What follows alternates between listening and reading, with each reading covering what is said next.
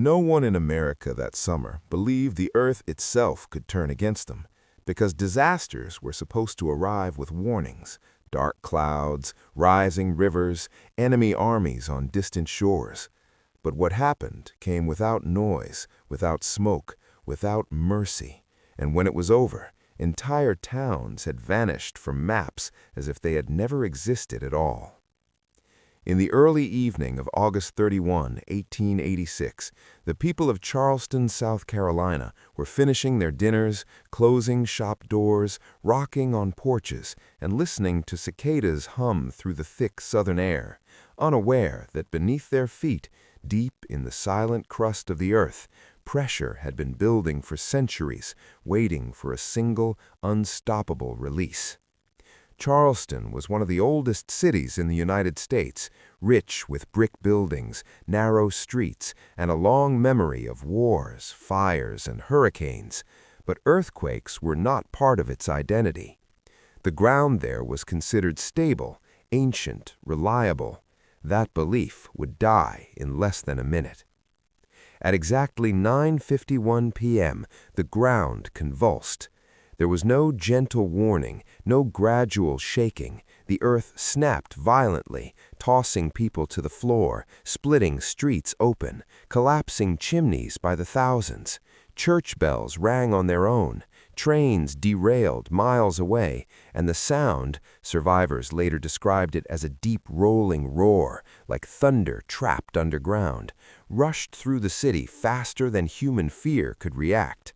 In less than 60 seconds, Charleston was transformed from a proud port city into a field of rubble and dust. Buildings that had stood since colonial times folded inward, brick walls exploded outward into the streets, roofs slid off homes like paper, fires erupted where gas lines ruptured, and thick clouds of lime dust filled the air so completely that people could not see their own hands.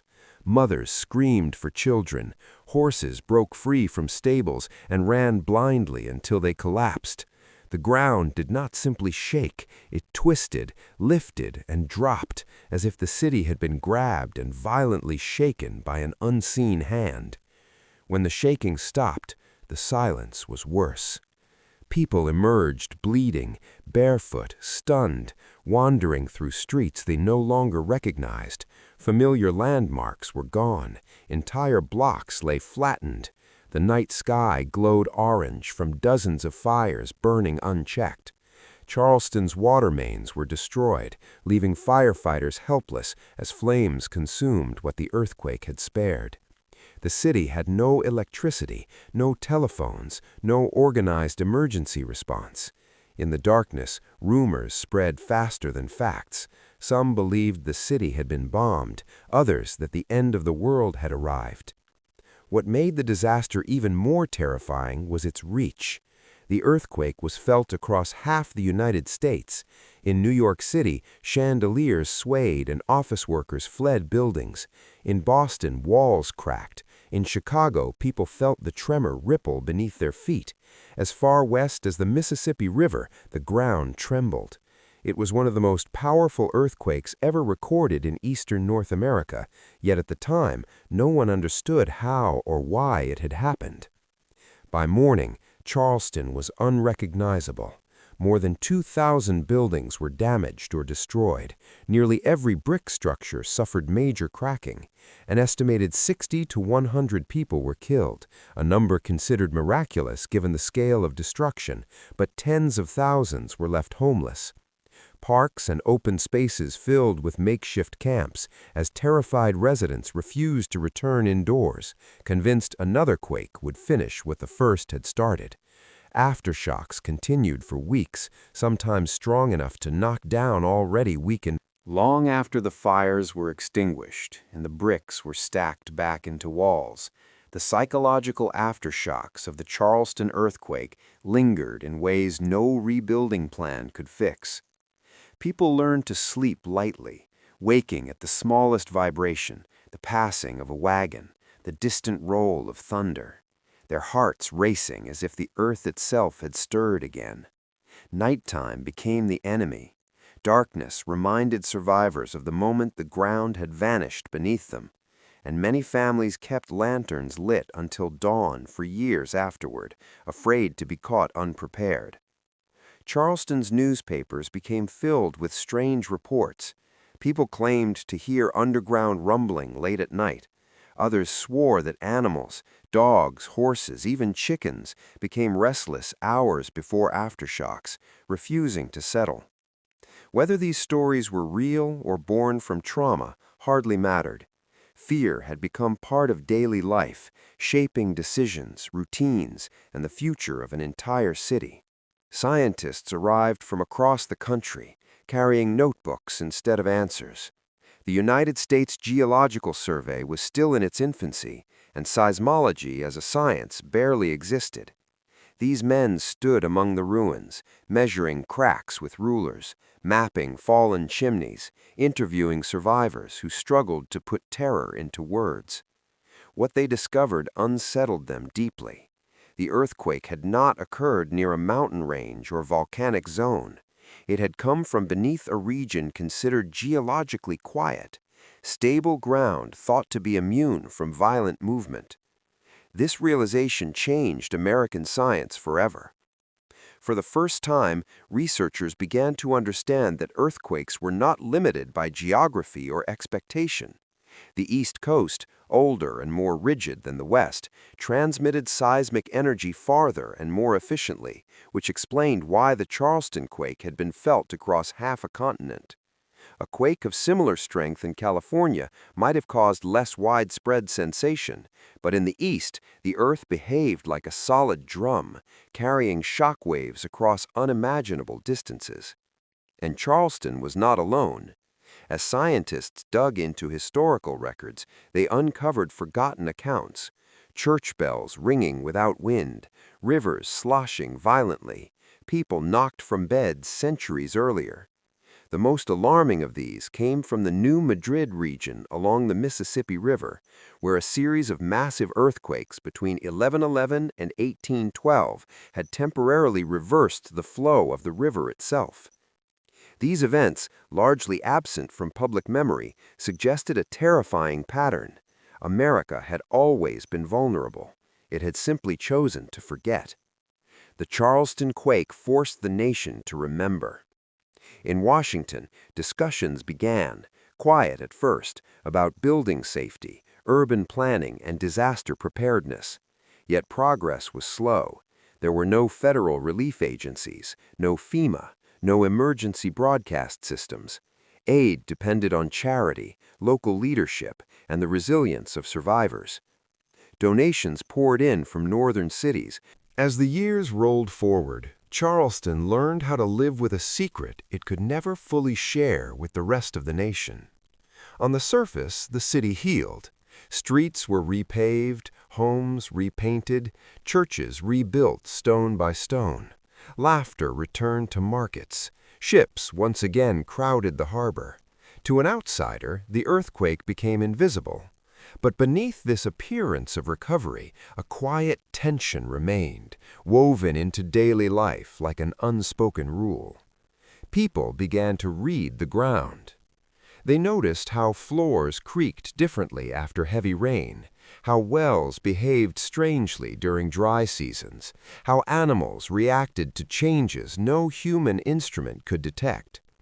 Old men sitting on porches would pause mid-sentence when a distant vibration passed through the earth, even if no one else felt it. They remembered. Memory became a form of survival. What few realized was that Charleston had unknowingly become the birthplace of American earthquake awareness. Before 1886, the United States treated earthquakes as exotic events, things that happened in foreign lands or along the far western edge of the continent. After Charleston, that illusion collapsed. Universities quietly added geology courses, engineers debated building materials. Newspapers across the country ran speculative pieces asking whether New York, Boston, or Philadelphia could suffer a similar fate. The questions were uncomfortable, and because of that, they were often ignored. Then came the 20th century, and with it a dangerous confidence. Steel replaced brick, height replaced width. Cities grew upward, not outward. Skyscrapers became symbols of American strength and ambition, piercing the sky as if daring nature to challenge them. Charleston's lesson faded further into the background, overshadowed by technological progress. Humans believed they had outgrown the threats that once humbled them. But the Earth does not respond to confidence. In laboratories decades later, seismologists revisited the Charleston data with modern tools, reconstructing the event using survivor accounts, structural damage patterns, and geological evidence. What they discovered was unsettling. The quake's magnitude, now estimated to be around 7.0, had occurred on faults buried deep beneath layers of sediment, making them almost impossible to detect before they ruptured. These were not dramatic, visible fault lines slicing through landscapes. They were hidden, silent, and capable of immense destruction. Even more alarming was how energy traveled. Eastern North America's ancient bedrock allowed seismic waves to move faster and farther than in younger, fractured Western geology. This meant that a future quake, even if centered far from major cities, could still cause damage hundreds of miles away. Bridges could sway, power grids could fail, water systems could rupture, panic could spread faster than information. Charleston was no longer just a historical event, it was a blueprint for a national vulnerability. Yet public awareness remained low. Disaster preparedness focused on hurricanes, floods, and fires, threats with visible signs and seasonal patterns. Earthquakes, In the end, what makes the Charleston earthquake unforgettable is not the violence of the moment, but the quiet that followed it. Disasters often announce themselves with spectacle, demanding attention, carving their names into history through sheer scale and visible horror. But this one chose a different path. It arrived suddenly, vanished quickly, and then settled into silence, leaving behind a city that looked whole but was forever changed. Charleston never collapsed completely, and because of that, America never fully listened. Had the city burned to the ground, had the death toll reached the thousands, had the skyline been erased entirely, the earthquake would have become legend, taught alongside wars and revolutions. Instead, it survived just enough to be dismissed. Survival became its curse. The nation learned the wrong lesson, that it had endured, that it would endure again, that the ground beneath the East Coast was strong enough, stable enough, safe enough. But history does not reward assumptions. Beneath Charleston, time continues its work invisibly. Pressure accumulates grain by grain, molecule by molecule, with no concern for anniversaries or memories. The fault does not remember 1886 as a tragedy or a warning. To the Earth, it was merely a release, an adjustment, a momentary correction in forces far older than humanity itself. People often ask when the next earthquake will come. Science cannot answer that question. Not tomorrow, not in 100 years, not ever with certainty. What science can say is far more unsettling, that it will come eventually, somewhere, somehow. Perhaps not in Charleston, perhaps not even in this generation, but the same conditions that existed in 1886 still exist today. The same hidden faults, the same ancient bedrock, the same confidence built on quiet. Time did what it always does best after disaster. It softened the edges. Decades passed, then generations, and the Charleston earthquake slowly transformed from lived terror into inherited memory. Those who had felt the ground rise and fall beneath them aged, then disappeared, taking with them sensations that could never be fully written down. What remained were photographs, cracked ledgers, and buildings held together by iron and stubborn pride. Memory thinned, and with it, urgency faded. By the mid-20th century, Charleston had become something else entirely. It was no longer seen as a warning, but as a destination. History was repackaged into charm. Tragedy was reframed as resilience. The earthquake survived only as a paragraph, a curiosity, a fact that felt safely distant. America moved on, confident in concrete, steel, and the illusion of control. Yet beneath that confidence, the ground remained unchanged. Geologists working quietly in universities began to understand something deeply unsettling. Earthquakes like Charleston's were not rare accidents. They were part of a slow, grinding process that shaped continents over unimaginable spans of time. The eastern United States sat atop ancient scars, faults so old they had been worn smooth, buried under layers of sediment, invisible to the naked eye. These faults did not announce themselves. They did not twitch often, but when they did, the release was catastrophic. What made them dangerous was not their frequency, but their patience. Pressure could accumulate for hundreds, even thousands of years. No small tremors to ease the strain, no visible cracks to inspire caution, just silence. And silence, humans learned, was easy to trust. As cities expanded across the East and Midwest, they did so with little regard for seismic risk. Buildings were optimized for cost and speed, not for movement. Brick and unreinforced masonry remained common. Pipelines threaded through soil that could liquefy under stress. Power grids stretched across fault zones no one talked about in public meetings. Preparedness was considered unnecessary, even alarmist. After all, nothing had happened in living memory. But history is not bound by memory. Late one night in the 20th century, a small tremor rippled through the southeast. Most people slept through it. A few felt a brief vibration, blamed a passing truck, and rolled over. Instruments recorded it. Scientists noticed.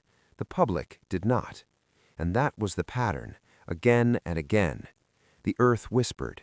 Humans ignored it. Charleston, however, listened. The city never truly forgot. As the 20th century moved forward, America became louder, faster, and far more confident than it had ever been before. Technology reshaped daily life. Machines replaced muscle. Concrete replaced wood. Steel replaced brick. And slowly, quietly, the memory of the Charleston earthquake slipped further into the background, buried beneath optimism and progress. The nation convinced itself that disasters belonged to the past, or at least to places far away. But beneath the surface, nothing had changed. The same forces that ruptured the ground in 1886 continued their slow, relentless work. Pressure built invisibly, unaffected by borders, economies, or belief. The earth did not care that cities had grown larger or that humans had learned to build higher. To geology, a century was a blink. To faults buried deep underground, waiting was simply part of existence. Charleston's experience was not unique, it was simply early.